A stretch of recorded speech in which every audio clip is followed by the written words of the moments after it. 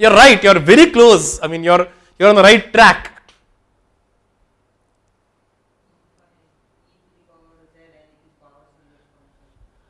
Oh, we have not done the power series expansions yet. That's the next chapter. Tomorrow. Power series come tomorrow. So with today's whatever we have done until today,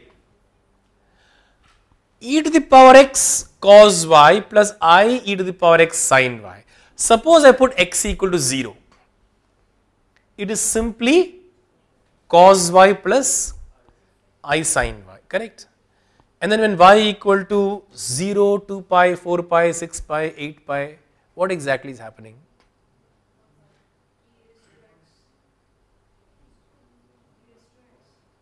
You keep getting the same value, correct?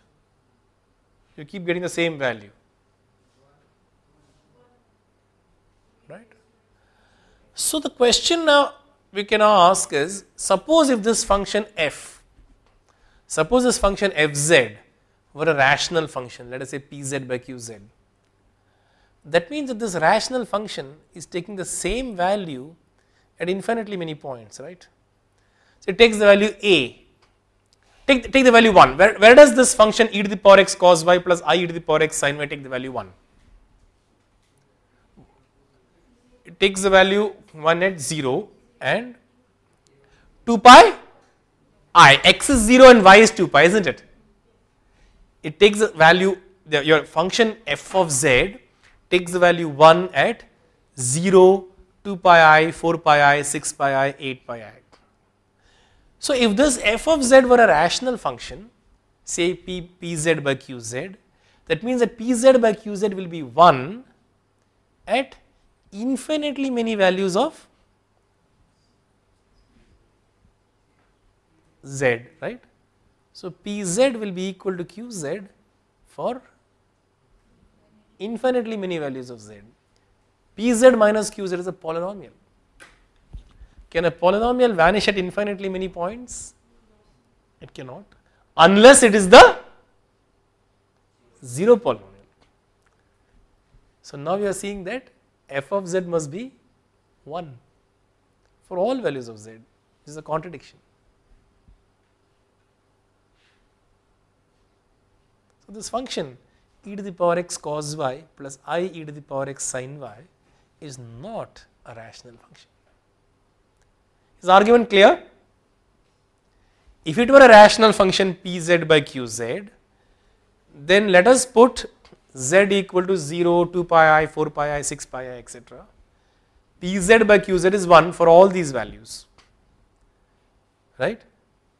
So pz equal to qz for all these values, right? Therefore pz minus qz, which is a polynomial, is 0 for infinitely many values of z. Therefore it must be the 0 polynomial. So pz must be identically the same as qz. So the ratio pz by qz is identically 1. So the function fz is a constant function, which is a contradiction.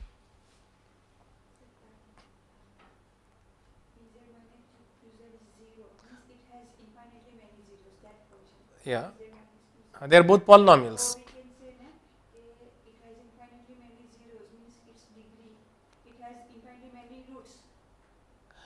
Well, you have to prove now that a polynomial of degree n cannot have more than n roots. Yeah, now how do you prove that a polynomial of degree n doesn't have more than n roots? What is okay, take a polynomial of degree n. What is it? It's a naught plus a1z plus a2z squared plus an z to the power n. Now, this is 0 for z equal to z1, z2, z3, z n plus 1, correct? So substitute these values, put z equal to z1, you get 0, put z equal to z2, you get 0, put z equal to z3, you get 0. You have a system of n plus 1 linear equations for a0, a1, a2, an. What is the determinant of the system of linear equations? What is the determinant first? The determinant is 1 1 1 1 1 z1 z2 z3 etc. zn plus 1 z1 squared z2 squared z3 squared zn plus 1 squared etc. z1 to the power n z2 to the power n zn plus 1 to the power n. What is this determinant?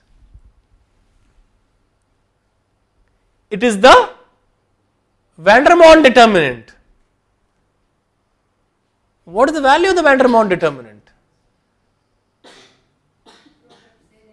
Product of zi minus zj. We have studied this in the differential equations course when we compute the Wronskians, remember?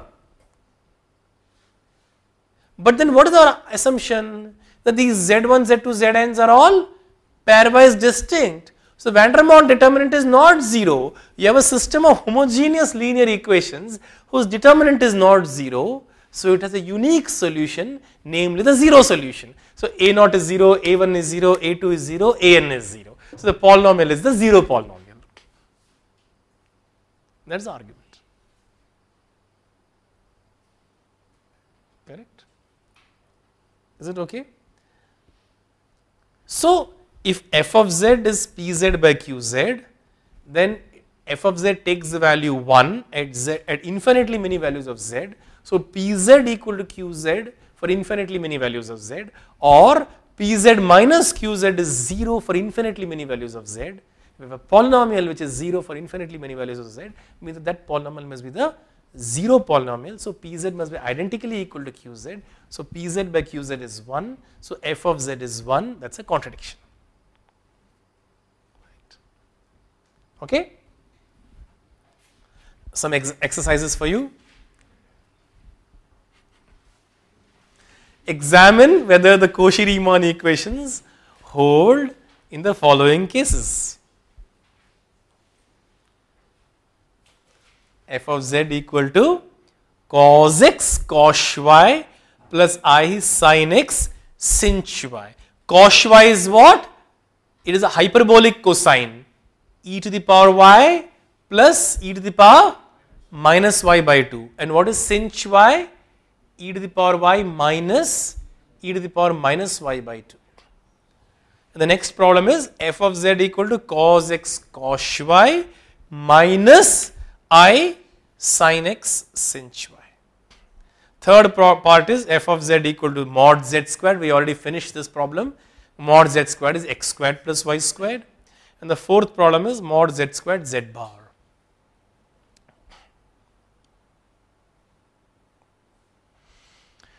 If you look at these texts like Kreyszig or Churchill Brown or something, you will find lots of examples. I mean, I'm just giving you a sampling. I mean, I could easily write down some 50-60 problems, but you just don't have time to copy down all of it. So I just picked up a sampling of these exercises from. They're all standard exercises. It will be available in almost all texts. So what we have just is a cross section of these exercises. The second part is, suppose f of x plus iy equal to u plus iv is complex differentiable on omega, and u and v have continuous second order partial derivatives. Continuous second order partial derivatives. Prove that del 2u by del x squared plus del 2u by del y squared equal to 0.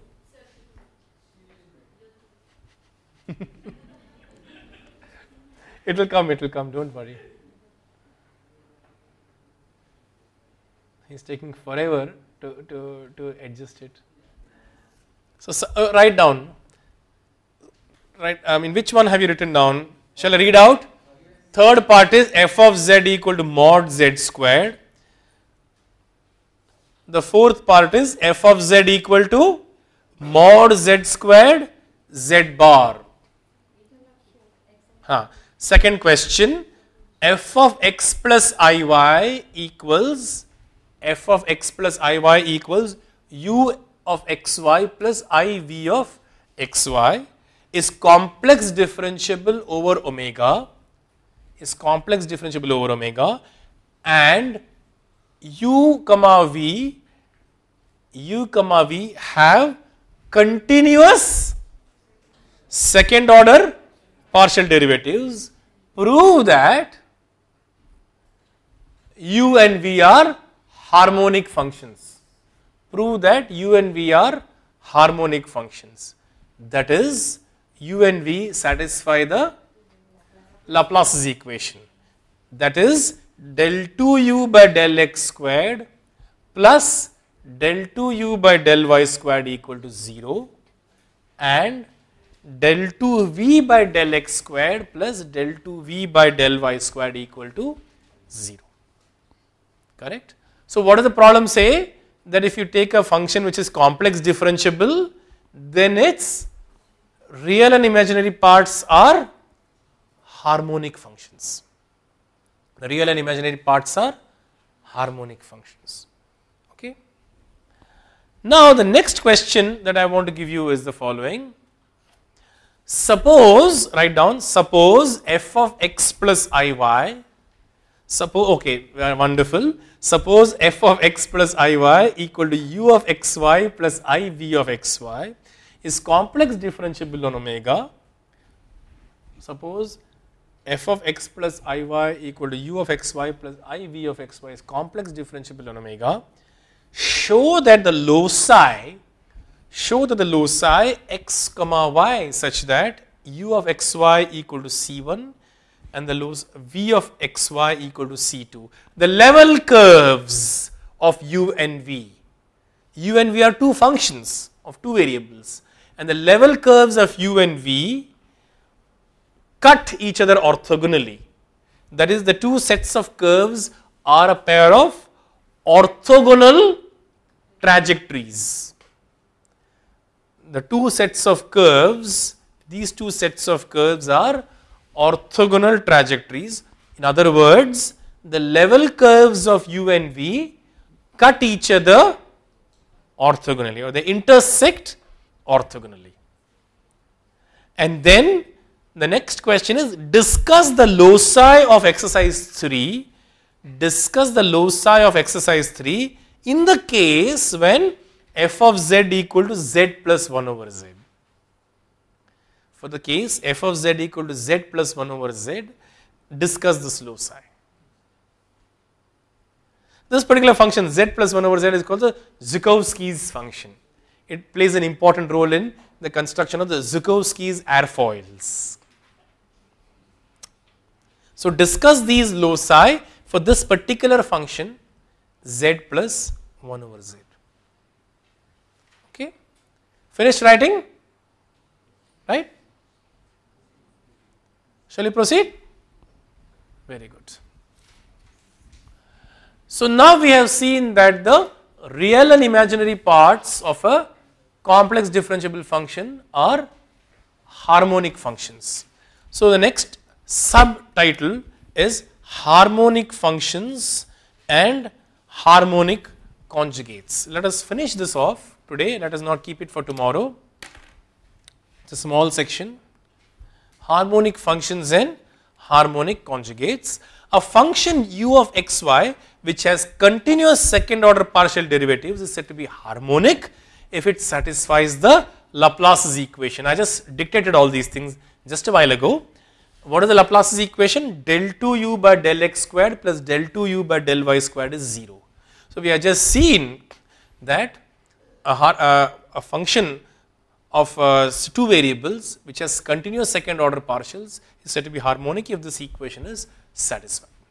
Now, given such a u, given a harmonic function u, a function v is said to be a harmonic conjugate of u if the pair uv satisfies the Cauchy-Riemann equations. That is, if del u by del x equal to del v by del y and del u by del y equal to minus del v by del x. Is it clear? What is the harmonic conjugate of a harmonic function? Given a harmonic function u, a function v is said to be the harmonic conjugate of u if the pair uv satisfies the system of partial differential equations del u by del x equal to del v by del y, del u by del y equal to minus del v by del x, correct? All right. So that So that u plus iv is a analytic function. So, or complex differentiable function is a complex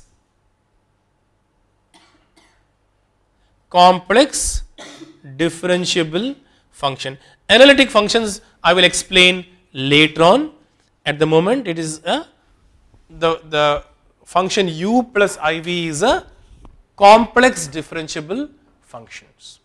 What are analytic functions? Will come to it later on. We now prove the following theorem. Suppose omega is a star shaped domain. Remember, I began the lecture by telling you what is a star shaped domain. Suppose omega is a star shaped domain and you have a harmonic function u on a star shaped domain, then there exists a harmonic conjugate v. Right? This harmonic conjugate is unique except for an additive constant. Two harmonic conjugates will differ by a constant. The difference of two harmonic conjugates will be a constant. So, given a harmonic function u on a star shaped domain, given a harmonic function on a star shaped domain, there exists a v such that u plus iv is complex differentiable. Correct? How do you prove this? To prove this, let us recall from vector calculus the concept of irrotational and conservative fields. When is a vector field said to be irrotational? When the curl of the vector field is 0. Does it imply that if the curl of a vector field is 0, does it imply that the vector field derives from a scalar potential? If curl of f is 0, does it imply there exists a scalar field phi such that f is grad phi? No. What is the condition? The domain must be star shaped or simply connected. Simply connected is a concept that is difficult to describe. Let us stick to star shaped domains. You need some domain geometry. I explained this in the MA 108 course, and unfortunately I do not have time to go over the whole details all over again. This should have been done in the vector calculus course. That curl of f is 0 by itself is not sufficient for you to conclude that f is the gradient of a scalar field. You need a blank, you need an additional condition, you need an additional hypothesis on the domain. Some domain geometry should be available, and it is one such condition is that the domain should be star shaped. Correct? So, if it is a star shaped domain, remember that in the hypothesis of the theorem that I just stated, the domain was star shaped. In a star shaped domain, if a curl of a vector field is 0, then the vector field derives from a scalar potential. So, that is what the next slide says. If omega is a star shaped domain in R3 and if f is a vector field such that the curl of f is 0, then there exists a scalar field phi such that grad phi equal to f. Star shaped is a condition that is essential. You could drop star shaped and you could put something else like simply connected or whatever, but some domain geometry is required. Without domain geometry, this theorem is not true in general. So, now what do we have? In our case, we have a function u such that del 2u by del x squared plus del 2u by del y squared is 0. The function u does not depend upon z at all. Correct? Now, I can write this equation as curl of minus del u by del y I plus del u by del x j plus 0 k. You compute the curl of this is exactly going to be the case. So, here I cooked up for you a vector field minus del u by del y comma del u by del x comma 0 whose curl is 0. If its curl is 0, that means that there exists a v such that grad V equal to minus del U by del Y, del U by del X 0. That means that del V by del X is minus del U by del Y, del V by del Y is del U by del X. The Cauchy-Riemann equations are valid. So, conclusion, given a harmonic function U on a star shaped domain omega, there exists a harmonic conjugate which is unique up to additive constant. The exercise that two harmonic conjugates differ by constant is left as an exercise for you. Okay. All right, couple of remarks. If V is harmonic, if V is the harmonic conjugate of U, it is not true that U is the harmonic conjugate of V. The relationship is not a symmetric relationship. The correct statement is if V is the harmonic conjugate of U, then minus U is the harmonic conjugate of V. Remember this. Don't simply say that U and V are harmonic conjugates of each other. That statement is false. That's a false statement to say that U and V are harmonic conjugates of each other. I heard this statement from people and I am making this remark here. If V is the harmonic conjugate of U, then minus U is the harmonic conjugate of V. Look at the Cauchy-Riemann equations and you will see it. In one of them a minus sign appears. Correct? So please be careful. Just don't loosely say that U and V are harmonic conjugates of each other. That's a wrong statement. Okay? Some exercises for you. Let us just finish these exercises and then call it off.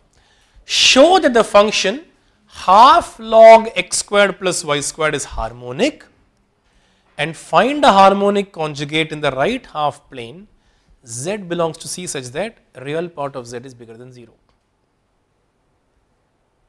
Is there a harmonic conjugate on C minus 0? Is there a harmonic conjugate on C minus 0? Just write this down. There are some more exercises. Here, show that this problem relates to calculus of several variables, multivariable calculus, and this property spelt out in exercise 3 is called conformality. This is called conformality. When I said conformal mapping, this is what I mean. The angle preserving property of these functions. This problem is from Nehari's book. This exercise is from Zeev Nehari's book. The title of the book is Conformal Mappings.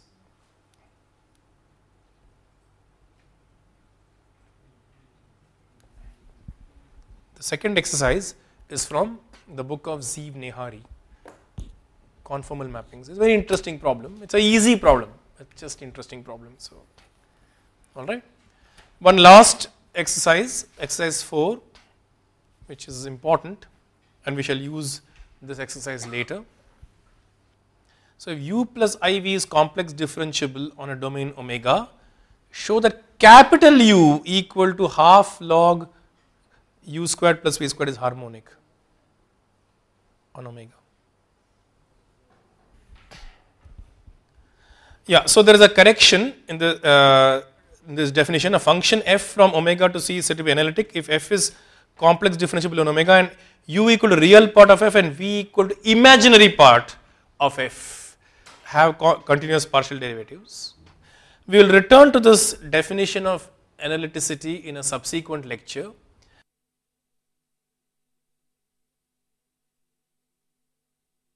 And with this definition, I conclude the second lecture. And we'll return to the power series, etc., in the third lecture. Thank you.